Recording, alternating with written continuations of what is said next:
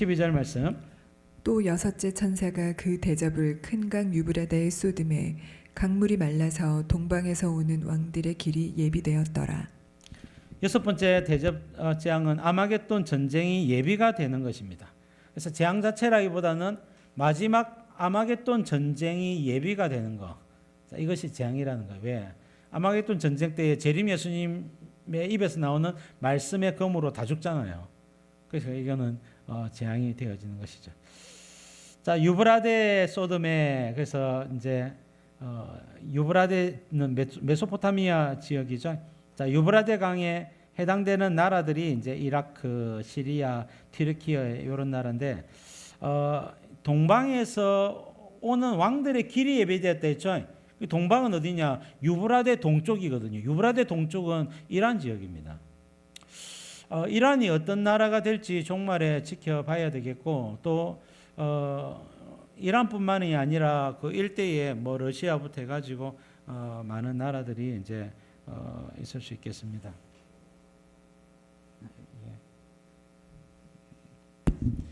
자, 그래서 여섯 번째 대집장은 아마겟돈 전쟁이 예비가 되는 것이다. 13절, 14절. 또 내가 봄에 개구리 같은 새의 더러운 영이 용의 입과 짐승의 입과 거짓 선지자의 입에서 나오니 그들은 귀신의 영이라 이적을 행하여 온 천하 왕들에게 가서 하나님 곧 전능하신 이의 큰 날에 있을 전쟁을 위하여 그들을 모으더라. 자, 귀신의 영은 이제 악령이죠, 악령. 사단의 부하들일 것입니다. 미혹하는 영.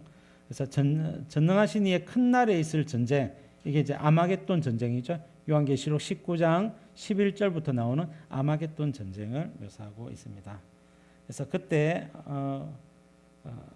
재림 예수님과 싸우려고 물리적으로는 아마겟돈 머깃도에 이스라엘의 머깃도에 모이거든요. 그러니까 물리적으로는 이스라엘과 싸우자 하고 모이지만 이스라엘의 참 성도들은요 다 휴거돼요. 이미 다 휴거된다 말입니다. 어쨌든 이게 이제 같은 시간대에 비슷한 시기에 이루어지기 때문에 저들은 이스라엘과 싸우려고 모였지만 성도들은 저들이 모이는 기간 동안 성도들은 휴거되는 겁니다. 하나님 앞에서 찬양을 하다가 예수님 재림할 때 같이 흰말 구름을 타고 내려와 가지고 예수님의 입에서 나오는 검의 말씀의 검으로 아마겟돈 모인 모든 왕들과 장군들과 이런 사람들 다 심판해서 죽이는 거예요. 자, 결국은 멸망 당하게 하기 위해서 모이게 되어지는 것입니다. 자, 용은 사탄이죠. 짐승은 적그리스도죠. 거짓 선지자는 적그리스도의 거짓 선지자. 적그리스도 우상 숭배하도록 또 오른손과 이마에 표를 받도록 그것을 앞장서서 이끌어내었던 거짓 선지자입니다. 자, 15절.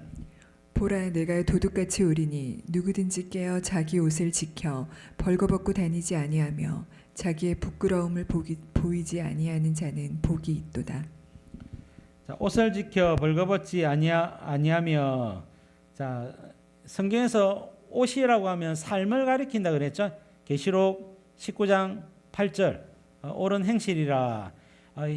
자, 흰 옷은 성도들의 옳은 행실이라 그랬습니다. 말씀대로 순종하는 삶이죠. 그래서 옷을 지켜 벌거벗지 벗고 다니지 아니하였다는 말은 삶이 부끄럽지 않다는 거예요. 자, 말씀대로 순종하며 살았다는 거예요. 자, 100% 그 순종하며 살았느냐? 그렇지는 않습니다만 최소한 뭘 안 했습니까? 적그리스도 우상 숭배에 동참하지 않았고 오른손과 이마에 표를 받지 않았고 그리고 하나님 사랑, 이웃 사랑을 위해서 노력했고 복음 전파를 위해서 기도했고 노력했고 그래서 말씀대로 순종하는 삶을 살고자 했던 성도들을 이야기하는 것입니다. 그래서 이렇게 되도록 말씀대로 순종하도록 깨어 있으라라고 말씀을 하고 그들이 복이 있다라고 말씀을 하고 있는 것입니다. 계시록 3장 18절에 보니까 라오디게아 교회에 주시는 말씀이죠. 내가 너를 권하노니 내게서 불로 연단한 금을 사서 부유하게 하고 흰옷을 사서 입어 벌거벗은 수치를 보이지 않게 하고 안약을 사서 눈에 발라 보게 하라. 이때 흰옷을 사서 입어 벌거벗은 수치를 보이지 않게 하라 이랬죠. 이것은 흰옷은 말씀대로 순종하는 삶을 가리키는 것입니다. 그래서 황제 숭배를 거절하고 세상의 향락주의 거절하고 하나님 말씀대로 순종하며 사는 삶을 이야기하고, 본문에서는 적그리 투표를 받지 않는 삶이요, 우상에게 경배하지 않는 삶이요, 하나님을 경외하고 말씀대로 순종하는 삶이다, 그렇게 말씀하고 있는 것입니다. 자, 적그리스도 시대는 어떻게 살아야 될까? 성도들은 세 가지 중에 하나입니다. 배교하든지 순교하든지 산으로 도망가든지. 그래서 배교는 절대로 하면 안 되겠죠? 자, 그래서 순교의 자리로 나아갈 것이냐, 도망갈 것이냐, 다 도망가시기 바랍니다.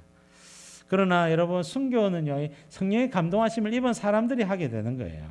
순교의 자리는 하나님이 해당하는 사람들을 이끌어 가시는 겁니다. 그들은 주님이 성령으로 충만케 해주셔가지고 스데반처럼, 예수님처럼, 바울처럼, 베드로처럼 순교의 자리에 넉넉히 이길 수 있도록 주님이 역사해 주시는 겁니다. 사도행전 7장에 보니까 스데반이 돌에 맞아 순교할 때에 예수님이 하나님 우편에 서신 것을 보는도다. 예수님의 모습을 봤어요. 그러니까 이길 수 있는 겁니다. 그리고 순교하는 사람들에게는 주님이 당신의 영광을 보여주심으로 말미암아 주님의 종들을 위로하시고 격려하시고 그들의 끝까지 순교할 수 있도록 지켜 도와주시는 것입니다. 그러므로 여러분, 적그리스도 시대에는 우리가 말씀대로 나아가야 되겠죠. 말씀대로 순종하여 두렵고 떨림으로 구원을 이루어가야 된다. 비록 우리의 삶이 십자가를 지는 삶이라 할지라도 십자가를 지고 주님을 따라야 되겠다, 그렇게 말씀을 하고 있습니다. 16절 말씀. 새 영이 히브리어로 아마겟돈이라 하는 곳으로 왕들을 모으더라. 자, 새 영은 이제 귀신의 영이다, 미혹하는 영들이다 그랬죠. 자, 원문에는 새 영이라고 하는 표현이 없고 그냥 그가 이렇게 영어로는 번역이 되어 있는데, 자, 그가 혹은 그들이 악한 영들이죠. 악한 영들이 영들인데 이제 이게 복수형으로 안 돼 있고 단수형으로 돼 있더라고요. 그래서 궁금하기도 한데 어쨌든 뭐 영이니까 이게 복수형으로 안 쓰여지는 것 같아요. 자, 아마겟돈이라고 하는 말은 하르마겟돈이라는 말인데, 이게 하르므기또라고 하는 말입니다. 이 하르는요, 이제 마운틴 혹은 마운트, 힐, 이걸 통칭해서 하르라고 불러요. 그래서 히브리어는 대표 단어를 씁니다. 아버지, 아부입니다. 할아버지, 아부입니다. 정조 할아버지, 아부, 고조 할아버지, 아부, 조상들 전부 다 아부입니다. 아들은 벤, 손자도 벤, 정손자 벤, 다 벤입니다. 산같이 이렇게 높은 건 전부 다 하르입니다. 하르인데 머깃도에 있는 하르단 말입니다. 그럼 머깃도에는요, 하르가 없어요. 여러분, 머깃도에는 산이 없고요, 언덕 하나가 딱 있어요. 언덕 하나. 그래서 이 머깃도에 머깃도 언덕에 이 지휘소들, 왕들을 모으는 겁니다. 뭐 하고자 하는 것입니까? 이스라엘의 핵폭탄 버튼을 눌리든지 뭐 이렇게 해가지고 볼쇼 구경하려고 모이는 거겠죠. 뭐 핵폭탄 떨어지면 자기들도 위험할 수 있으니까 뭐 그렇다기보다는 뭐 이제 대량 살상 무기나 그런 뭐 미사일이나 이런 것들을 쏘겠죠. 그렇게 하기 위해서 머깃도 언덕에 모이는데, 참 희한한 것은 여기에 모든 왕들과 장군들과 장사들과 군인들이 다 모여요. 그러니까 여러분, 이 미혹하는 영들이 역사를 하는 겁니다. 모이자, 거기 왜 모이는데? 위험하게, 불편하게 모일 이유가 없거든요, 사실은. 근데 적그리스도가 여기서 이 모든 세상의 왕들에게, 자주주권 국가시대의 왕들과 지도자들에게 영광을 나눠주겠다니까, 우리 동참하겠습니다. 전부 다 이러면 미혹을 당해가지고 거기 다 모이는 거예요. 자기 죽는 무덤이 될 줄도 모르고 다 모이게 되는 것입니다. 자, 그래서 여러분, 이 전쟁을 아마겟돈에서 일어난 전쟁이라서 아마겟돈 전쟁이라 이렇게 부르는 것입니다. 실제로 이 아마겟돈 전쟁은 계시록 19장 11절부터 뒷부분에 나오고 있습니다. 자, 머깃도는 어떤 장소냐? 자, 머깃도는 사사기 5장에 보면요, 하나님을 대적하는 자들에 대한 심판 장소였다. 자, 1차죠. 두 번째는 하나님이 은혜를 거두시는 장소다. 열왕기하 23장, 역대하 35장은 그 요시야 왕이 죽는 것을 이야기해요. 그래서 하나님을 신실하게 섬겼던 왕을 먼저 데려가십니다. 왜? 남유다를 심판하기 위해서. 그래서 하나님의 은혜를 거두시는 장소라.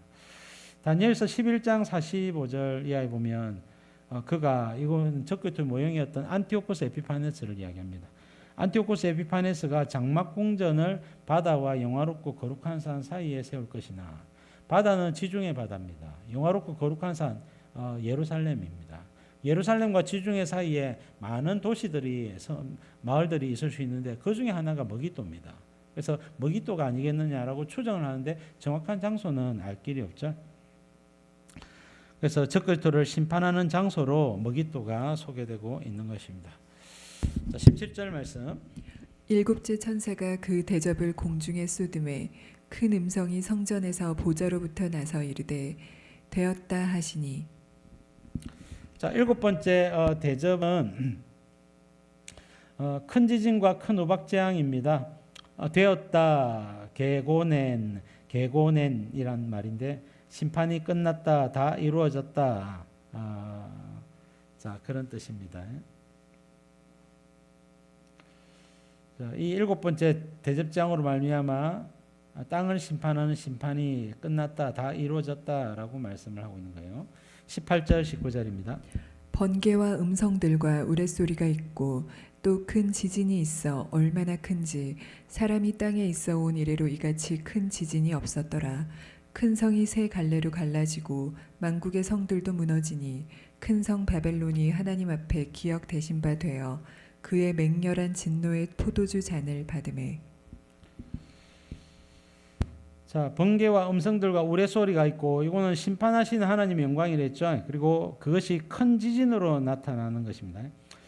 물론 여러분 하나님의 영광이지만 실제로도 번개와 음성들과 우레소리가 날 것입니다. 그리고 첫 번째는 지진이죠. 큰 지진.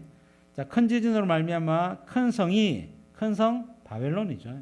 적그리스도의 배경이 되었던 나라, 세 나라의 한 명이 대통령을 뽑으면 됐죠. 자, 큰 성 바벨론이 세 갈래로 갈라지고 질서 있게 국경선대로 갈라지는 것이 아니라 완전히 쪼개진단 말입니다. 완전히 거대한 골짜기가 생기듯이 거대한 이제 벼랑이 생기듯이 갈라진다는 거예요. 그리고 만국의 성들도 무너지니, 만국의 성이 뭡니까? 각 나라들이 다 무너진다는 겁니다.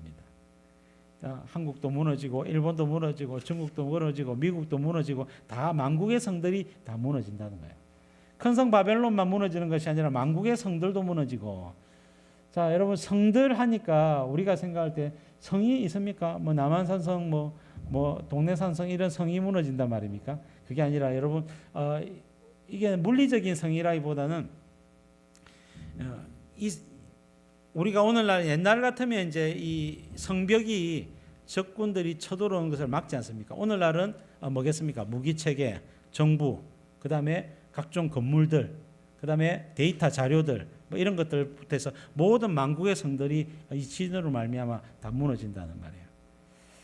자, 특별히 큰 성 바벨론이 하나님 앞에 기억하신 바 되어 그의 맹렬한 진노의 포도주를 받았다 그랬습니다.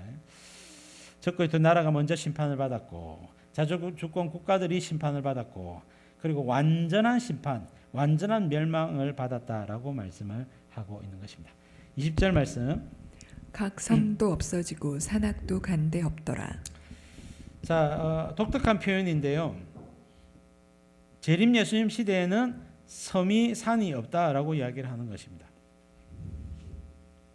요한계시록 19장 넘어 20장에 보시면요. 19장 예수님 재림과 20장 천년왕국 자연스럽게 연결이 되어지는 것입니다. 예수님이 재림하실 때 아마겟돈 전쟁, 이 땅에서 왕들과 장군들과 장사들과 종들과 자유인 군인들이 다 죽임을 당하지만 만국의 성들 중에 계시록 11장에 보면 10분의 1이 무너진다 되어 있죠. 10분의 1이 무너지고 10분의 9가 남아있는 것입니다. 남아있는데 재림 예수님 시대가 자연스럽게 연결되어서 이제 펼쳐지게 되는 것입니다. 그때 각 섬이 없어지고 산악이 간 데가 없다라고 이야기를 하는 겁니다. 자, 재림 예수님 시대에는 섬이 없고 산이 없구나. 어느 정도로 없는지 아예 그냥 뭐 거제도도 없고 제주도도 없는지 아니면 이것이 밑으로 땅으로 꺼지는지 아니면 그 육지와 달라붙는지 간에 성도들은 휴거되기 때문에 이 지각 변동이 엄청나게 일어난다는 것을 알 수가 있어요. 산이 없어지고 산악도 간대가 없으면 마지막 7번째 대집재앙 아닙니까? 이때 성도들이 이 땅에 있으면 산에 있고 섬에 있으면 난리가 날 거 아닙니까? 성도들은 이미 휴거가 되어 있는 거예요. 그러니까 지각 변동이 일어나도 성도들은 전혀 해를 당하지 않습니다. 재림 예수님 시대에 산과 섬은 없어지고 예루살렘 산만 우뚝 솟아 있다라고 성경은 말씀하는 거예요. 자, 이사야 2장 2절부터 4절까지 재림 예수님 시대를 묘사하고 있습니다. 그 특징 중에 첫 번째가 말일에 여호와의 전에 사니 모든 산 꼭대기에 굳게 설 것이요 모든 작은 산들 위에 뛰어나리니 만방의 거리로 모여들 것이라 그랬죠. 작은 산들은 있겠네요, 그죠? 작은 산들은 있을지라도 높은 산은 없다는 겁니다. 유일하게 높은 산은 여호와의 전의 산, 예루살렘 산 그 하나만 있다라고 이야기를 합니다. 계시록 14장 1절에도 보라 또 내가 보니 보라 어린 양이 시온산에 섰고 그래서 시온산 여기가 여호와의 전의 산이죠. 그래서 여기에 예수님이 섰다라고 이야기합니다. 그래서 재림 예수님 시대는 시온산이 온 세상의 중심이 되고 그 산이 우뚝 솟은 산이다라고 성경은 언급을 하고 있는 것입니다. 나머지 산들과 섬들은 이제 간 곳이 없다 그랬죠. 자, 어느 정도로 그렇게 되는지는 가서 봐야 되겠습니다. 자, 21절 말씀. 또 무게가 한 달란트나 되는 큰 우박이 하늘로부터 사람에게 내림에 사람들이 그 우박의 재앙 때문에 하나님을 비방하니 그 재앙이 심히 크미러라. 자, 한 달란트나 되는 큰 우박이라고 했습니다. 한 달란트는 34kg입니다. 무게단위죠. 엄청나게 큰 우박이 떨어지죠. 이거 맞고 살 사람이 없겠죠. 그러나 건물이라든지 어떤 지하라든지 어디에 숨어 있는 사람들은 또 살 수가 있겠죠. 자, 큰 지진과 큰 우박이 내리지만은 100% 사람들이 다 죽는 것은 아니다는 것을 염두에 둬야 됩니다. 자, 그래서 하나님을 비방하는 거예요. 가족 잃고 집 잃고 모든 많은 영광을 다 잃은 사람들이 막 하나님을 막 비방하고 욕을 하지만은 자, 욕을 하더란 말입니다. 그만큼 재앙이 컸기 때문이다라고 말씀을 하는 거예요. 죽지 않은 사람들이 있음을 또 보여주고 있습니다. 자, 에스겔 38장 39장은 아마겟돈 전쟁과 7 대접 재앙을 보여주는데 아마겟돈 전쟁과 7 대접 재앙은 마지막 예수님 재림 때에 이루어지는 것입니다. 재림 때 예수님 재림과 함께 같이 이루어지는 것입니다. 자, 에스겔 38장 19절에 보니까 내가 질투와 맹렬한 노여움으로 말하였거니와 그날에 큰 지진이 이스라엘 땅에 일어나서 바다의 고기들과 공중의 새들과 들의 짐승들과 땅에 기는 모든 벌레와 지면에 있는 모든 사람이 내 앞에서 떨 것이며 벌벌벌 공포에 떨 것이라는 거예요. 모든 산이 무너지며 절벽이 떨어지며 모든 성벽이 땅에 무너지리라. 자, 큰 지진으로 말미암아 이루어지게 되는 것입니다. 자, 그다음에 38장 22절에 보니까 내가 또 전염병과 피로 그를 심판하며 쏟아지는 폭우와 자, 비도 내리네요. 쏟아지는 폭우와 큰 우박덩이와 불과 유황으로 큰 우박덩이가 불과 유황과 섞여서 내리게 되는 겁니다. 우리가 큰 우박이라고 하면 항상 얼음으로 된 우박만 생각을 하죠. 얼음으로 된 우박만 있는 게 아니고 돌로 된 우박도 있고 불로 된 우박도 있는 거예요. 떨어지면 우박인 것입니다. 그래서 이 우박이 큰 우박덩이가 돌덩이가 떨어지든지 돌이 불 아니면 얼음덩이가 나 돌이 불과 유황과 함께 떨어지더라. 그러니까 불바다가 되는 겁니다. 자, 그래서 큰 지진과 큰 유황, 큰 우박으로 말미암아 세상 나라가 심판을 받는다라고 말씀을 하고 있는 거예요. 그러면 성도는 어떻게 되느냐? 7대접 재앙 직전에 휴거가 된다라고 암시합니다. 정확한 표현은요, 이 시기적인 표현은 언급이 안 돼 있거든요. 근데 우리가 그 정황은 알 수가 있는 겁니다. 창세기 19장 22절 소돔과 고모라의 멸망이죠. 소돔과 고모라의 멸망은 세상 나라 종말에 어떻게 마지막 심판이 이루어지는지에 대한 몇 가지 팁을 준다고 이야기를 했었죠. 그래서 이 세상이 심판당하는 원인이 동성애다, 죄다라고 언급을 하고 있는 것이고, 그때 주님은 천사들을 보내어서 성도들을 빼어내신다라고 이야기를 하고, 종말 때 성도들이 구원을 받으려면 산으로 도망가야 된다라고 하는 걸 이야기하고, 그때 도망갈 때에 뒤를 돌아보지 말아서 세상에 미련을 두지 말아야 된다라고 이야기합니다.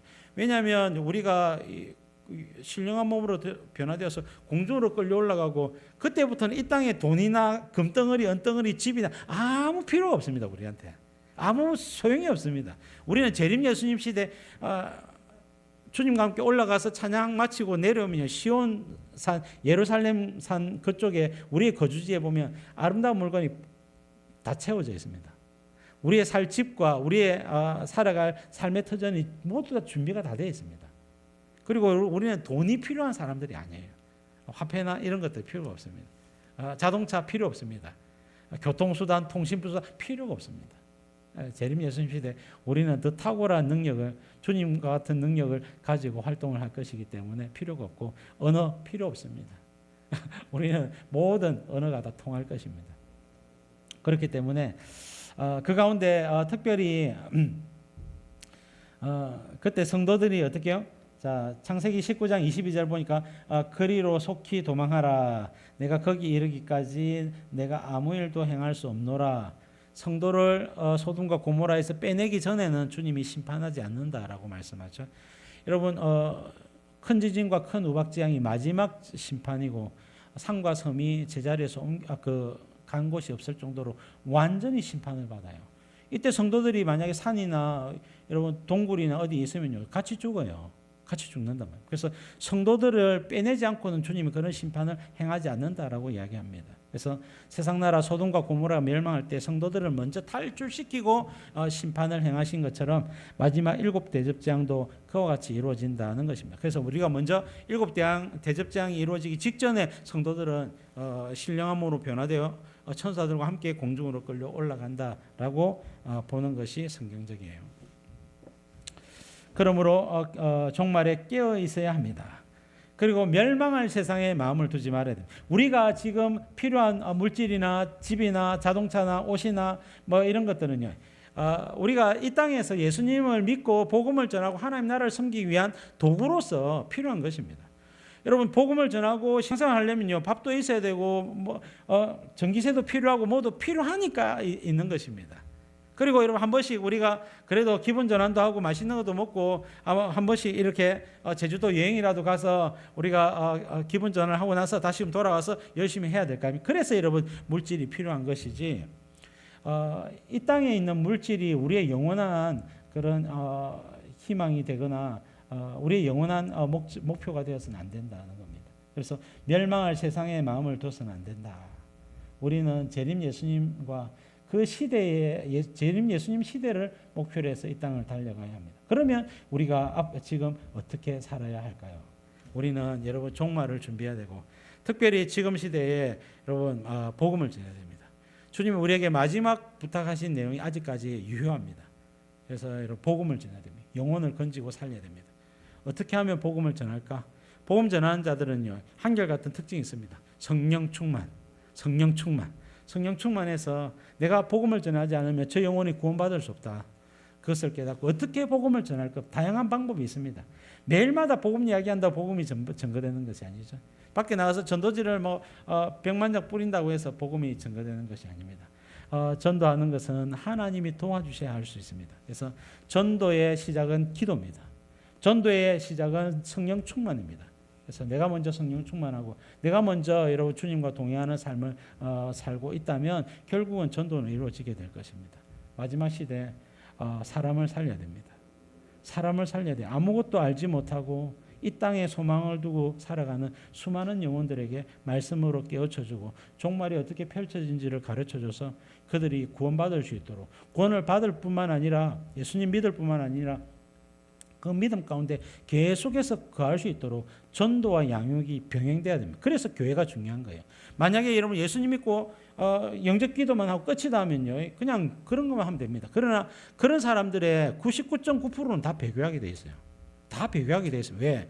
말씀 위에 서 있지 않냐고 종말이 어떻게 펼쳐질지를 알지 못하면 배교할 수밖에 없는 겁니다. 그래서 여러분 우리가 전도와 양육이 함께 가야 되고 성경부가 끝까지 가야 되는 게 거기에 이유가 있는 것입니다. 하나님과 말씀 순종 복음 전파에 마음과 열정을 쏟으면서 마지막 시대에 살아야 됩니다. 여러분 요한계시록 많은 사람들이 알아야 됩니다. 이 클래스에 많은 사람들이 왔으면 좋겠는데 빈자리가 많이 있네요. 그래서 그런 날이 오기를 바라고 하나님께서 더 많은 사람들에게 이 말씀이 가르쳐 줄 수 있도록 그런 기회를 열어주시기를 위해서 기도해 주시기를 부탁드립니다. 자, 마무리하면서 기도 제목 같이 읽겠습니다. 시작. 불신 세상에 대한 하나님의 심판 계획을 알게 해주셔서 감사합니다. 적그리스도의 표를 거절하고 적그리스도 우상 숭배에 동참하지 않도록 믿음과 분별력을 허락하소서. 심판하시는 주님을 바라보며 끝까지 믿음으로 살고 복음에 헌신하게 하소서. 아멘.